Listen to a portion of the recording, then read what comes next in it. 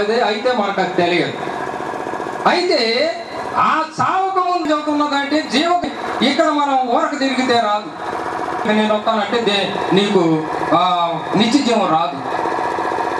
ఆ నిత్య జీవం రాదంటే ఒక యువకుడు పరిగెత్తుకుంటూ వచ్చి ఓ సద్బోధ కూడా నేను అంటే ఏమన్నాడు యేసుక్రీస్తు ప్రభు అని, నీ యొక్క ధనాన్ని అమ్మి పేదలకి ఇచ్చి, పేదలకైతే ఇస్తా కానీ నిన్ను అమ్మడించలేను నేను. అంటే నాకు పరలోక రాజ్యం వచ్చిద్దా? రాదు. పరలోక రాజ్యంలో ధనవంతుడు ప్రవేశించుట కంటే సులభము అన్నాడు.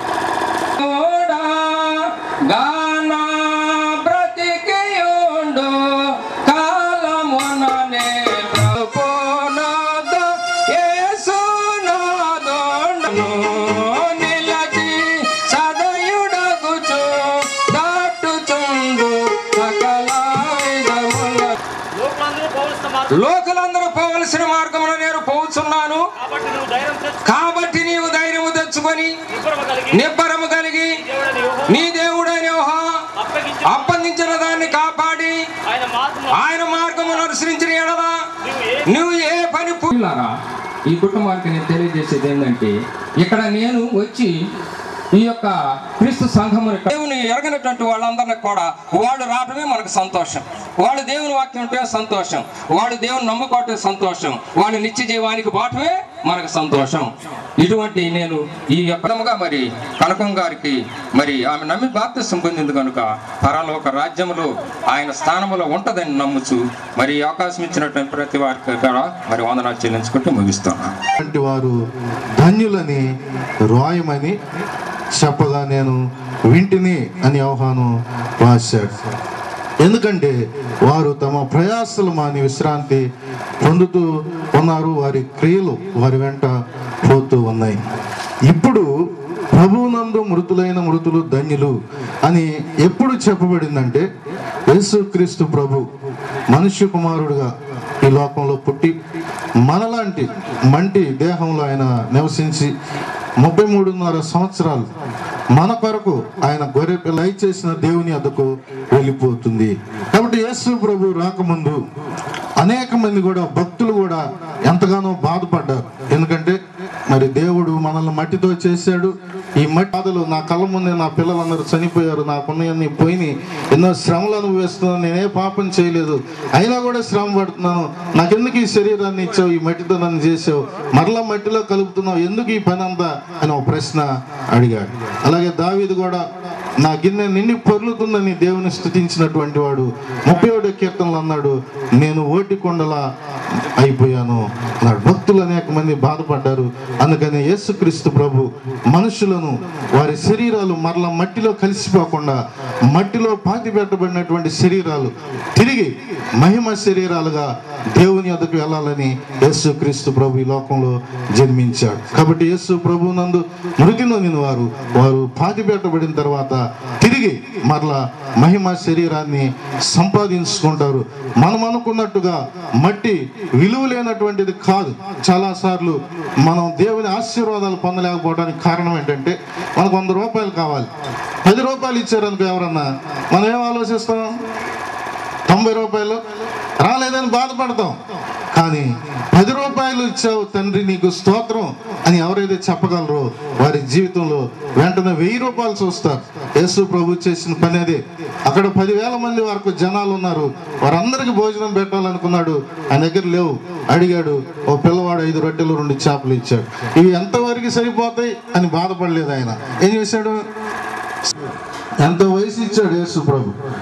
ఈ వయసు ఇచ్చినందుకు, ఇప్పటి వరకు ఉన్నందుకు స్తోత్రం అని దేవుణ్ణి స్తుతిస్తే మరలా చూస్తారు. అంతేగాని ఇంకో 10 ఏళ్ళు బతికితే బాగుండేది. కాబట్టి దేవుడు మనకి ఇచ్చిన దాన్ని బట్టి స్తుతించాలి. యేసు ప్రభువునకు కలిగినటువంటి మనస్సు కలిగి మనం ఈ లోకంలో జీవించమని చెప్పాడు. కాబట్టి మట్టికి ఉన్నటువంటి 2 నిత్య జీవం పొందుతారు. నిత్య జీవం పొందినటువంటి వారు యేసు ప్రభు దగ్గరికి 13వ తారీఖున చనిపోవటం జరిగింది. మధ్యరాత్రి 12:30 నాకు గుండె నొప్పిగా ఉందని చెప్పి మరి ట్యాబ్లెట్ తీసి ఇచ్చాను, వేసుకున్న తర్వాత అయ్యా నాకు పాస్టర్ గారి చేత నా ప్రార్థన చెప్పి తగ్గిపోయిందని చెప్పడం జరిగింది. అయితే ఫోన్ చేశాను. ఇసాక అన్నయ్య ప్రార్థన చేశారు. ఇసాక అన్నయ్యతో కూడా బాగానే మాట్లాడింది. ఇసాక అన్నయ్య కూడా అమ్మ నీకు తగ్గిపోద్దులే అంటే తగ్గిపోద్దులే అంది. ఇంకా అంతనే నువ్వు వెళ్ళయ్యా, నువ్వు నిద్రపో, నాకు తగ్గిపోయిందిలే, బాగానే ఉందని చెప్పింది. సరే నేను అట్లా వెళ్ళి కొంటున్నాను. మా మామయ్య కూడా ఇక్కడే ఉన్నాడు. మళ్ళీ మా మామయ్య వచ్చి అయ్యా అమ్మకి మళ్ళీ నొప్పిగా ఉందంటే నాకు అనుమానం వచ్చింది. అంతకుముందు అయితే ఏమీ హార్ట్ ప్రాబ్లం లేదు. 2-3 సార్లు హాస్పిటల్ తీసుకెళ్ళాను. ఐసీలో కూడా ఉంచారు. డాక్టర్ గారు ఉంచమంటే ఉంచాను. అయ్యా ఏమికి హార్ట్ ప్రాబ్లం లేదు కానీ కొంచెం గుండె రేజ్ అయ్యి మళ్ళీ డౌన్ అవుతుంది, అట్లా కొట్టుకోకుండా నేను ట్యాబ్లెట్ ఇస్తాను వాడుతూ ఉన్నామంటే వాడుతూ ఉంది. ఇంకా మా మామయ్య వచ్చి మళ్ళీ వచ్చిందంటే నాకు అనుమానం వచ్చింది, ఏందో కొంచెం తేడాగా ఉందంటే ఇక్కడ ఆటో ఉంటే పిలిచాను. వెంటనే వచ్చింది ఆటో కూడా ఎక్కింది. అక్కడ చెప్పులు మర్చిపోతే ఇక్కడికి వచ్చి ఆటో ఎక్కిన తర్వాత చెప్పులు వేసుకోవాలంటుంది. నేను ఎక్కడికి వెళ్తున్నాలేమో అక్కడికే మళ్ళీ వస్తుంది, చెప్పులు వేసుకోకపోతే ఏమైతే కాదు వేసుకోవాలంది. వచ్చి ఆమె చెప్పులు వేసుకోవడం కూడా జరిగింది. ఎక్కింది. ఆ సెంటర్కి వెళ్ళగానే ఊళ్ళో తీసుకెళ్ళి నాకు తగ్గిపోద్దిలే ఇంజక్షన్ చేస్తానంటే నేనుండి ఎందుకులే నష్టపడి అంత దూరం కొంచెమే కదా మనం వెళ్దామంటే సరే నీ ఇష్టం ఉంది. కొంచెం ఆ మాట ఉంది, కొంచెం దాటి అంతే నా మీద పడిపోయింది. ఇంకా పడిపోవటం మాట్లేదు. అమ్మ అంటే పలకల. ఆయన గుండె ఒత్తి హాస్పిటల్ తీసుకెళ్ళాను. చనిపోయిందని వాళ్ళు చెప్పారు, తీసుకుని వచ్చాను. అయితే మరి మా తల్లిగారి గురించి మేము తెలియదు కాదు. మా నాన్న మరి తాగుబోతుగా ఉన్నాడు. మేము అంతకుముందు అక్కడ ఉండేవాళ్ళం. అంత పిల్లప్పుడు ఇక్కడికి వచ్చాము. మేము ఈ కాలనీలో ఫస్ట్ మేము వచ్చాం. అప్పుడు ఇల్లు అన్నీ లేవు. కానీ మా నాన్న తాగుబోతుగా మరి మీ అందరూ తెలుసు. ఆయన తిడతాం, తాగి మరి కొట్టం. అయినప్పుడు కూడా మా అమ్మ ప్రార్థన చేస్తూ ఉండిద్ది, ఆయన ఎవరు జోలి పోకుండా రావాలని. 12 అయినా 1 గంట అయినా 2 అయినా అట్నే నిద్రపోకుండా మేలుకొని ఉండిద్ది. మేము లేచి చూసినప్పుడల్లా మేలుకొని ఉండిద్ది. కొనుక్కోమంటే కాదయ్యా ఆయన రాలేదు అనేది. ఆయన ఏమో తాగి అక్కడ పడిపోతాడని ఆ భయం. సరే అట్లే పెంచుతూ ఉంది. కానీ మా అమ్మగారు ప్రార్థన చేసుకోకుండా నిద్రపోదు. తెల్లారుజాము 4 చూస్తే మంచం మీద కొనుక్కొని ఉండదు.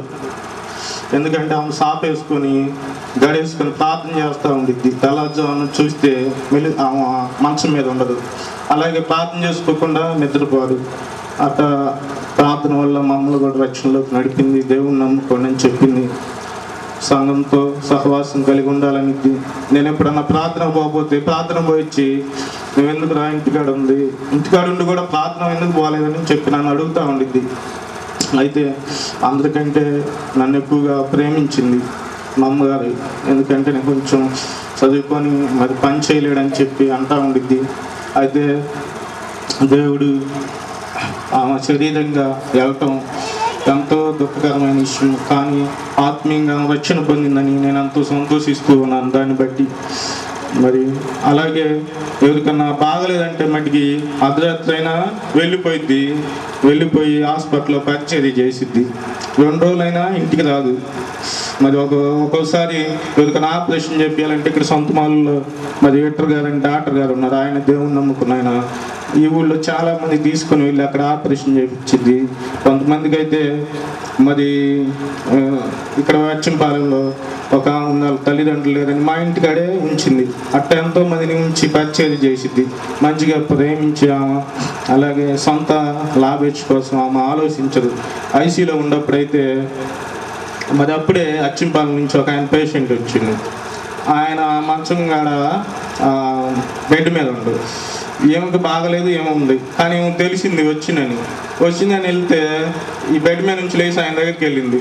నర్సు గారు వచ్చింది, ఏదో మీ అమ్మ బెడ్ మీద లేదంటే ఉందగా అమ్మంటే లేదండి. మేము అదంతా దూలెడితే ఆయన దగ్గర పోయి కూర్చొని ఆయనకి ఎట్టుంది ఏంది ఎట్టా జరిగింది అని ఆయన అడుగుతూ ఉన్నది. నేనుండి నర్సు దూలాడుతుందంటే వచ్చింది. అలా ఇతరులను ప్రేమించింది. మమ్మల్ని దేవునితో కలిపింది. మా అమ్మ ప్రార్థన బట్టి నేను కూడా అంతకుముందు ప్రార్థన పోకపోయినా మా అమ్మ ప్రార్థన బట్టి దేవునితో సహవాసం కలిగి. కానీ మా అమ్మ చెప్పింది సంఘాన్ని వదలగాకు అని చెప్పింది. సంఘంతో సహవాసం కలిగి అందరితో సమాధానం ఉండు, దేవుడిని నా ఆశీర్వదించని చెప్పి ఇది నా సాక్ష్యం.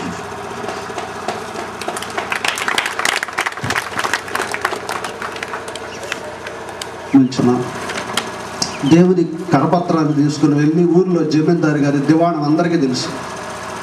ఆ దివాణంలోకి వెళ్ళి ఆ బాబు గారి వల్ల వెంకట్రావు బాబు గారి వాళ్ళ భార్యకి కరపత్రాన్ని ఇచ్చి మా అయ్యగారి చేత ప్రార్థన చేర్చుకోండి అమ్మా అంటే వెంకట్రావు గారు చనిపోయిన తర్వాత వెళ్ళి స్వార్థ చెప్పి ఆమెకు ఒక అరగంట కూర్చొని వచ్చి నన్ను పిలిచి ఇంటికి చెప్పింది, నేను ఇట్లా స్వార్థ చెప్పి వచ్చాను అయ్యా, నా కోసం ప్రార్థన చేయండి, అయ్యగారు వాళ్ళు కూడా చెప్పండి ప్రార్థన చేయమని, 3 రాళ్ళ మిగిలిపోయిందని చెప్పి బాధపడింది. దేవునికి స్తోత్రం, హల్లెలూయా. ఎవరు కూడా ఇట్లా వెళ్ళి అందరూ బాధపడ్డారు జమీందారు గారు చనిపోయారని, కానీ స్వార్థ చెప్పిన వాళ్ళు లేరు. ఆమె భారంతో ధైర్యంతో వెళ్ళింది.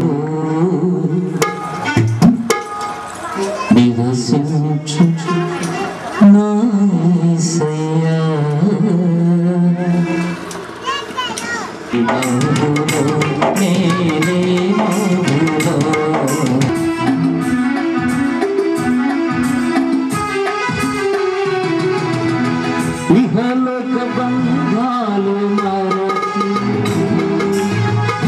నీ ఎదుటే, ఇహలోక బంధాలు మరచి నీ ఎదుటే నేను నిలిచి. హలో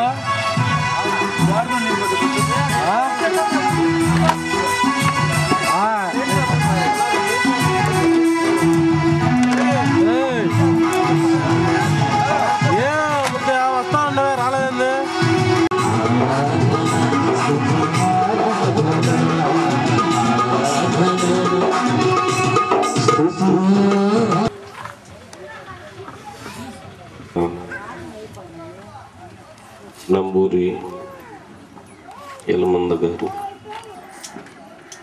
పిల్లలకు మంచి తల్లిగా,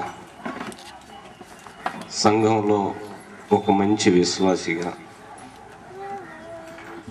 ఆమె జీవితాన్ని ఆమె మనిషిగా బ్రతికింది. నేను ఆమె గురించి చెప్తానికి నాకు దేవుడు అవగాహన చేసిన మాటలు ఎవరు నిజమైన క్రైస్తవురాలు, నిజమైన దేవుని బిడ్డ, మరి మౌన పని, మరి సిరియా దేశపు రాజు నయమాను ఆ చిన్నది పాటించిన మాట వలన మరి ఒక సైన్యాధిపతి మారిపోయాడు. అట్లాగే ఏమి చేసిన పని చాలా ఘనమైనది. లోకంలో మనుషులకి ఏముందలే కనకమ్మ అనిపించినట్లు అనిపించినా ఆమె ఘనమైన జీవితం. రాత్రి లెగి చూస్తే ఇంకా మెలుపుగానే ఉంటే, ఎందమ్మా మెలుపుగా ఉన్నామంటే ఇంకా ఆయన రాలేదు. వచ్చిందాకా కళ్ళల్లో ఒత్తులేసుకొని భర్త కోసం కనిపెట్టుకుని భార్య, కనకంగా ఇంకేముంది, బంగారంగా ఇంకేముంది, ప్రార్థన చేయకుండా పడుకొని తల్లి బంగారంగా ఆ దుఃఖం వాళ్ళని ఆవరించింది. అయితే ఆమె దుఃఖాన్ని మాత్రమే మిగల్చలేదు. ఇందాక దేవుని సేవకులు భూమి గురించి చెప్పారు, మట్టి గురించి, మట్టిలో ఉన్న మహిమల గురించి.